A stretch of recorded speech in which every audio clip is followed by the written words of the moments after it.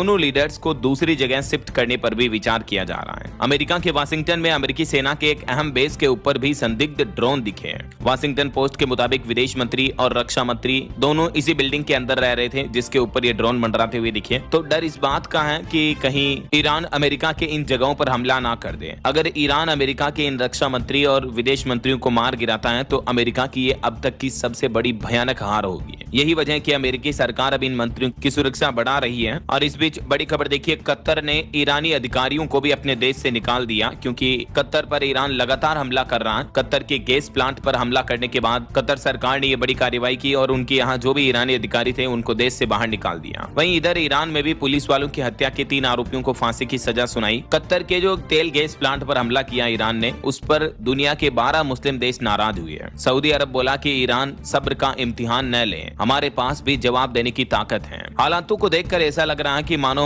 दुनिया तीसरे विश्व युद्ध की ओर आगे बढ़ रही है। आज अमेरिका, इजराइल और ईरान जंग का 20वां दिन है और इससे एक दिन पहले आपको पता होगा कतर के सबसे बड़े गैस प्लांट रास लफान पर ईरान ने हमला किया था। उसके बाद आज दुनिया के 12 मुस्लिम देशों ने ईरान की इस कार्रवाई के खिलाफ नाराजगी जताई और इन देशों ने ईरान से तुरंत हमले रोकने को भी कहा है। यह बयान सऊदी की राजधानी रियाद में हुई बैठक के बाद सामने आया है। इस बैठक में सऊदी अरब, कतर और यूएई समेत कई मुस्लिम देश, मुस्लिम कंट्रीज शामिल थे। वहीं इधर अमेरिका की खुफिया एजेंसी की प्रमुख तुलसी गबार्ड का कहना है कि ईरान ने अपना न्यूक्लियर प्रोग्राम फिर से शुरू नहीं किया है। दावा किया जा रहा है कि ईरान अब न्यूक्लियर प्रोग्राम दोबारा शुरू नहीं करेगा। ऐसा सरकार के ऑफिशियल आंकड़ों के मुताबिक ईरान, इजराइल, अमेरिका जंग में अब तक 2455 लोगों की मौतें हो चुकी हैं, दोनों ओर से जारी युद्ध के हालातों के बीच। वहीं इधर अमेरिका की इंटेलिजेंस चीफ भी बोली कि पाकिस्तानी मिसाइलों से भी अमेरिका को बड़ा खतरा है भविष्य में। रूस और चाइना भी इसी कैटेगरी में है। 10 साल बाद 16,000 मिसाइलें अमेरिका तक हमला कर सकेंगी। अमेरिका के सीनेट इंटेलिजेंस कमेटी की वैश्विक खतरे से संबंधित सुनवाई में तुलसी गबार्ड ने ये चेतावनी दी है। ये अमेरिका खुफिया एजेंसी के प्रमुख है और इसका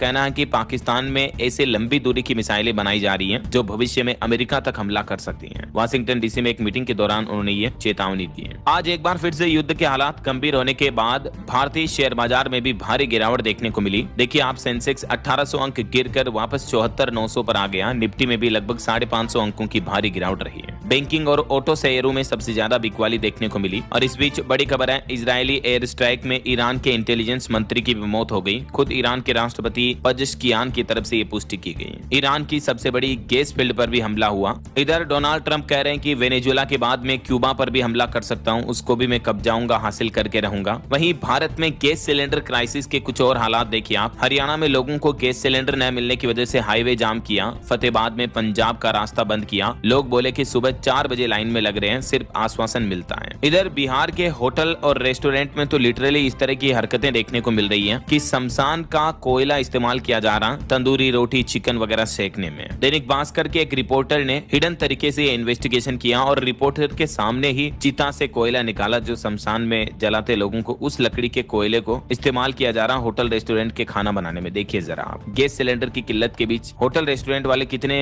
हद तक गिर सकते हैं। चिता की आग को जल्दी बुझा दी जाती है, फिर कोयले से हड्डियां छांट कर निकाल ली जाती हैं। छोटी मोटी हड्डी रह भी गई तो जल जाती हैं। जलने पर थोड़ी महक आएगी, लेकिन चिकन के तंदूर में तो पता ही नहीं चलेगा। ये हिडन कैमरे पर खुलासा सामने आया उन लोगों का जो शमशान की चिताओं से कोयला बुझा करके ला रहे हैं अपने होटल रेस्टोरेंट में। देखिए आप, होटल रेस्टोरेंट की तंदूर और लिट्टी स्टॉल में सब खप जाता है। गैस ही नहीं मिल रही है, इसलिए डिमांड काफी बढ़ गई है। पटना के 5 घाटों में से एक दिन में कम से कम 400 किलो कोयला निकलता है शमशान घाटों में और सब सप्लाई हो जाता है। सबसे ज्यादा शादियों में भी इसकी सप्लाई हो रही है। आपको चाहिए जितना मिल जाएगा, बस बचा कर ले जाइए, नहीं तो धंधा बैठ जाएगा। जहां भी जाता है बहुत सेफ्टी के साथ बचा कर भेजा जाता है। ये दावा होटल रेस्टोरेंट्स में जो लोग चिता का कोयला सप्लाई करते हैं वो एजेंट्स की तरफ से किया गया। ये तस्वीर आप देख सकते हैं किस तरह से शमशान घाट पर अंतिम संस्कार के दौरान जल्दी पानी डालकर लकड़ियों को बुझा दिया जाता है और उसका कोयला फिर बेचा जा रहा है शादियों वगैरह में और रेस्टोरेंट, होटल वगैरह में खाना बनाने के लिए। ये राइजी एजेंट का कहना है कि कोयले में गंध आएगी लेकिन खाना नहीं महकेगा, मतलब खाने में गंध नहीं आएगी। ऐसा ये अकेले बिहार का मामला देखिए, जहां इस घाट पर रोजाना 1400 समूह का लकड़ी से अंतिम संस्कार होता है। 8000 शमशान घाट है। रोज औसतन 2000 लोगों की मौत होती है और एक शव जलाने में 300-400 किलो लकड़ी का कोयला इकट्ठा हो जाता है। रोजाना करीब 490 टन लकड़ी की खपत होती है। हालांकि डॉक्टरों के मुताबिक शमशान का कोयला इस्तेमाल करने से हमारे शरीर में कैंसर का खतरा बढ़ जाता है, क्योंकि इसमें कई हानिकारक केमिकल्स होते हैं। इससे हमारे शरीर में हृदय रोग, फेफड़ों की बीमारी, कैंसर, पॉइजनिंग वगैरह का खतरा बढ़ जाता है। उसके बावजूद लोग बाग किस तरह से